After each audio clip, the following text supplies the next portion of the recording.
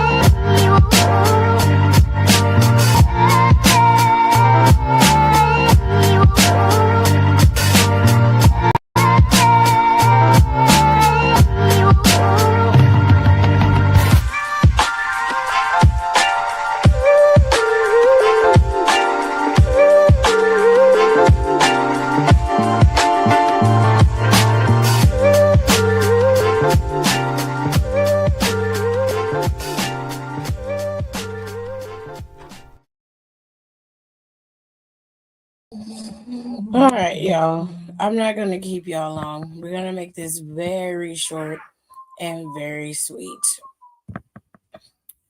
Halloween Havoc just happened a little few minutes ago, actually. Like literally about 2 minutes ago, the show just went off the air. It was pretty dang good. Okay, so let's get into it. All right, first match of the night was to the boys. Javon Evans and Leon Slater faced off against La Parca and Mr. Iguana. A fun match if you love high flying and just fun, campy, good times in your wrestling. Then this is a match that I definitely think you should watch. There was some big moments with Leon Slater and Javon Evans, but ultimately, Javon Evans and Leon Slater were able to pick up the W against La Parca and Mr. Iguana. Now, the next match that we saw was Ethan Page versus El Hijo de Dr. Wagner Jr. for the North American Championship. Now, this match was a Day of the Dead match. There was ambiance and lighting, and there were skulls painted on their faces. And obviously, Dr. Wagner Jr. already had a mask. Ethan Page is a snarly, slimy bastard. I think that's the best way to describe him as a wrestler. He used everything at his disposal, which, to be fair, in a Day of the Dead match, there really weren't any rules. It was like having a no disqualification match, essentially. There was a lot going on. There were tables, there were ladders, there were chairs. Oh my. And ultimately, Dr. Wagner's mask was torn via Ethan trying to expose his face and, of course, embarrass and dishonor Dr. Wagner. This didn't sit too well with him, and he just became enraged. But none of that rage could stop Ethan Page's momentum, and ultimately, Ethan Page was able to throw something in Dr. Wagner's eyes that blinded him, allowing him to throw Dr. Wagner through the table and pick up the W. So Ethan Page is still your North American champion. Who takes that title off of him? Only God knows at this point. Let's move on. Zarya tried to hold her own against Blake Monroe, but unfortunately, she lost So Ruka's North American Championship, and Blake Monroe is your new NXT Women's North American Champion. I really don't have any other commentary on this match other than that, and it's no shade to Zarya or to Blake Monroe, but it has been a hell of a day, and I missed a portion of this match.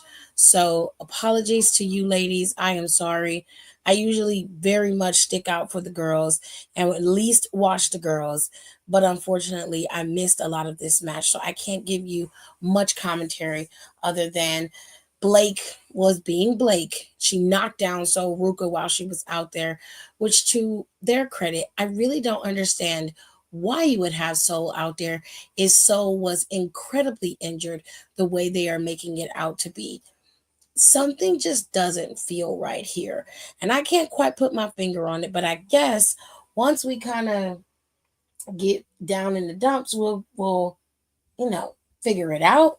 But this was an easy way to have Soul not be the one to be pinned for her North American Championship, and you can still move into Blake Monroe being champion. Now, if the idea is to bring Soul Ruka up to the main roster, I imagine that heading into deadline, Soul might be cleared.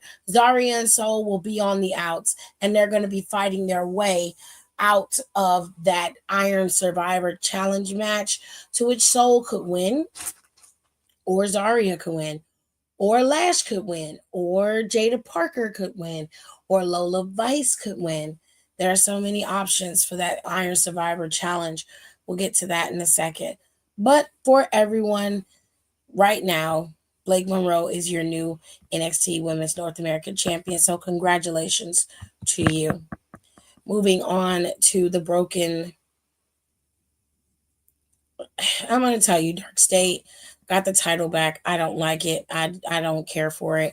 It did give some sunshine that Leon Slater and Javon Evans are thinking about turning themselves into a tag team and going up against Dark State, due to the fact that Dark State attacked them on multiple occasions.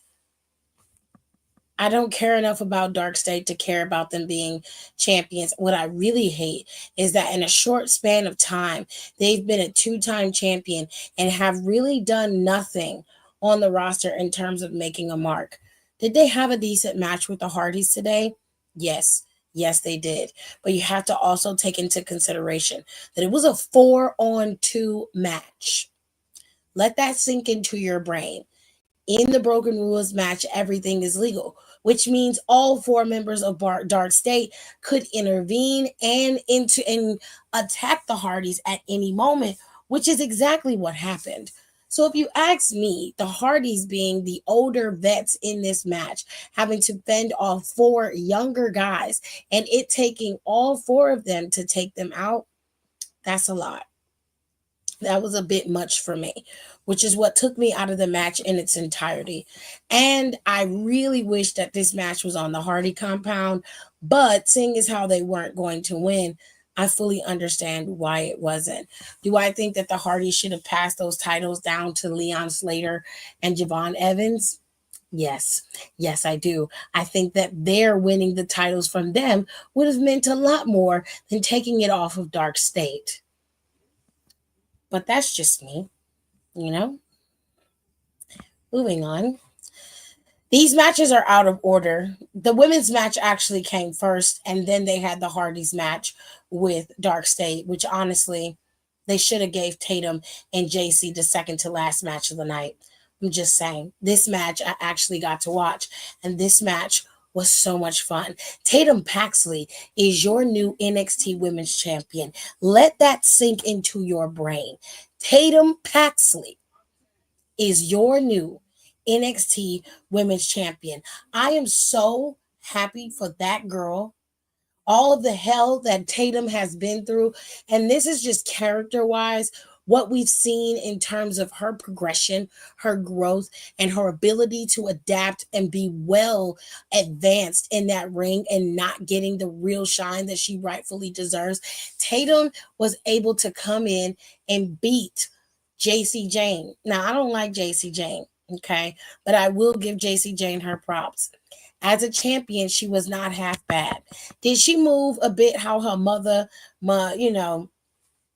Mandy Sachs moved? Yeah.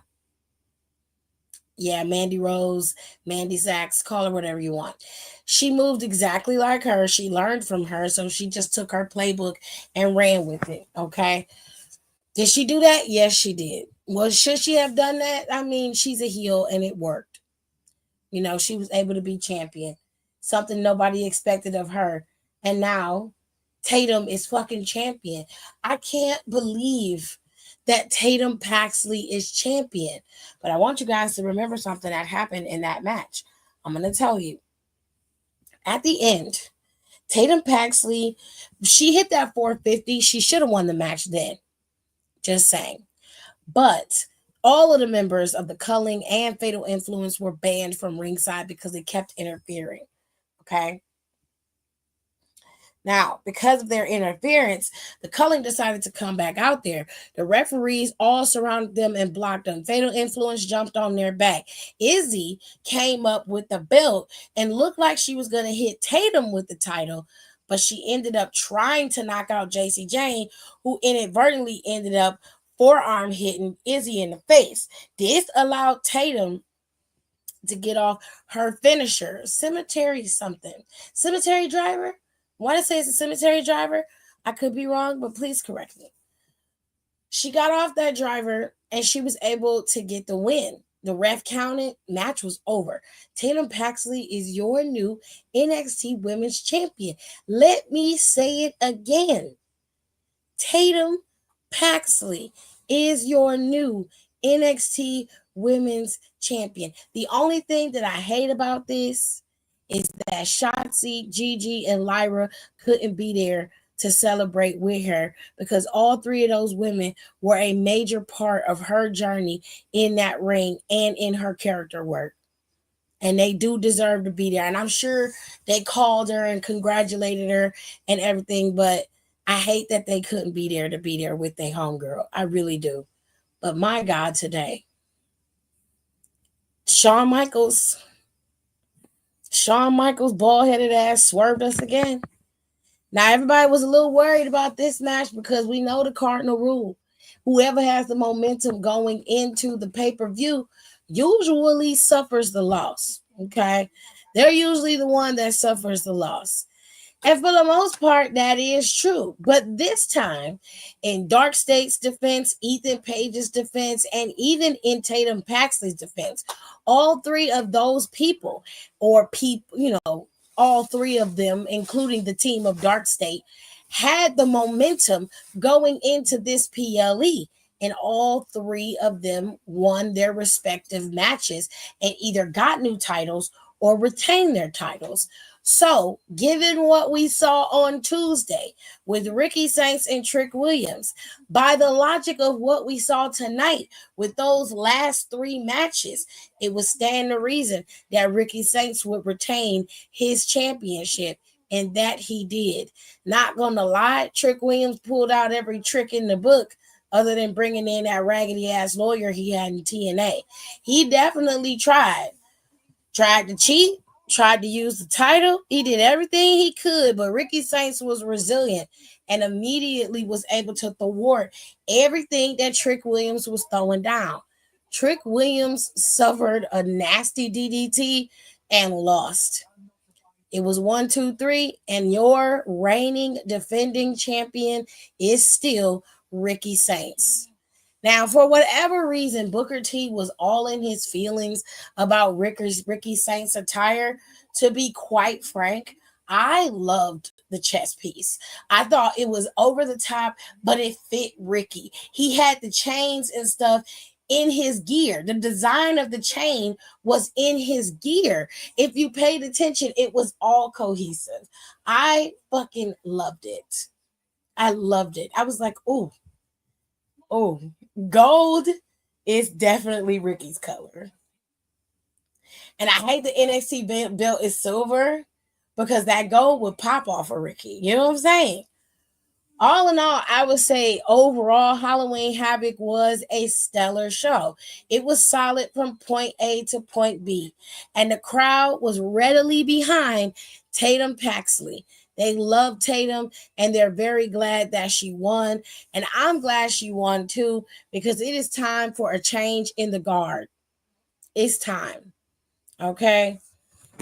Now, I don't know exactly what's going to happen with Trick Williams, but my God, I hope it means that this man is going up and he should go to SmackDown. SmackDown needs the star power, and him and Carmelo taking over to run that show would be very interesting when you got guys like the Street Profits there who possibly could be splitting up, and you have the Street Profits running and doing their thing. You got a nice potential of a good rivalry between them, whether they're good or bad or indifferent. It's a lot going on with that, and I need that to happen. I need it. So, if you missed Halloween Havoc, you missed out on a really good show. But it was a good show nonetheless. Okay? Now, we only got one more thing to talk about. Okay? Only one more. Only one more. Hold tight.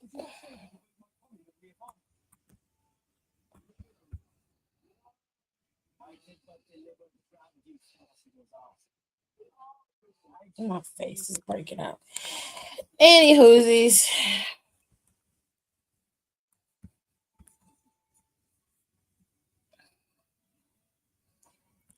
So, from what I understand, people are all in their feelings. Hello, Tay. How are you? They're all in their feelings about this match. They're very upset that Jey Uso won the Battle Royal and he is now going up against CM Punk with the title. I don't understand why you're so mad. I'm very confused by that. I don't get it.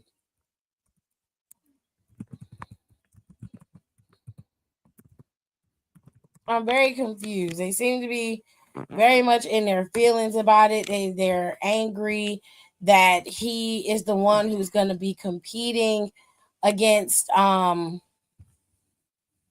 CM Punk. I don't know who y'all wanted instead, but it's Jey Uso, and that's okay. There's nothing wrong with that. There is nothing wrong with that.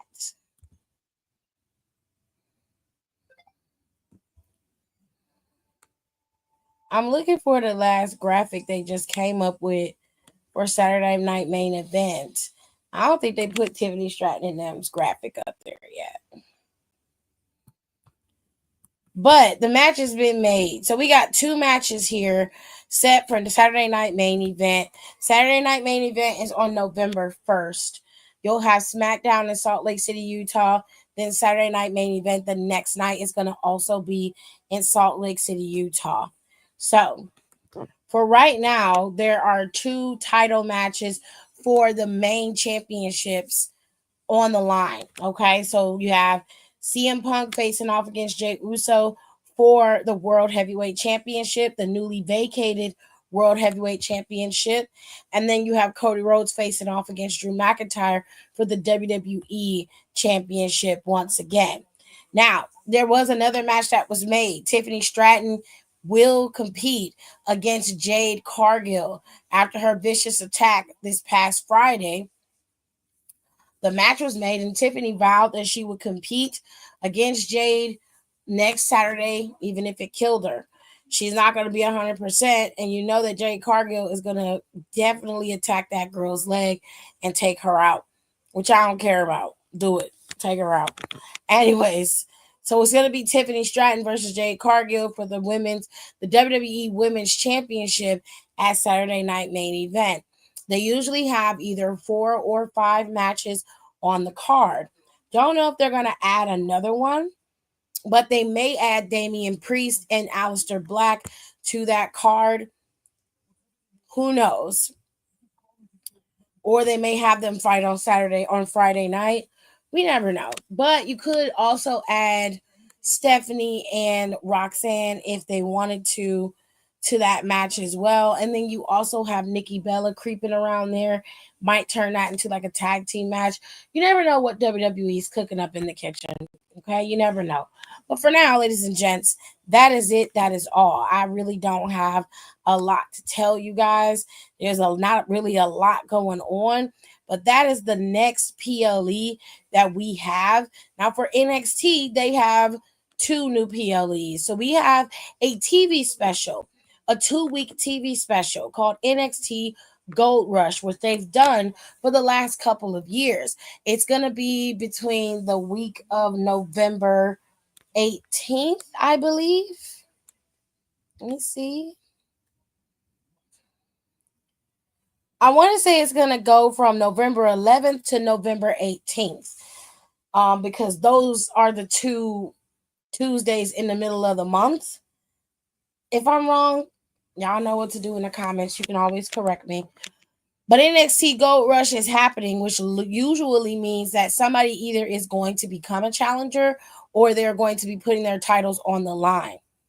Now, in this particular PLE for Halloween Havoc, Jordan Grace was talking to Kaylani in her own locker room because she got put out of the main locker room.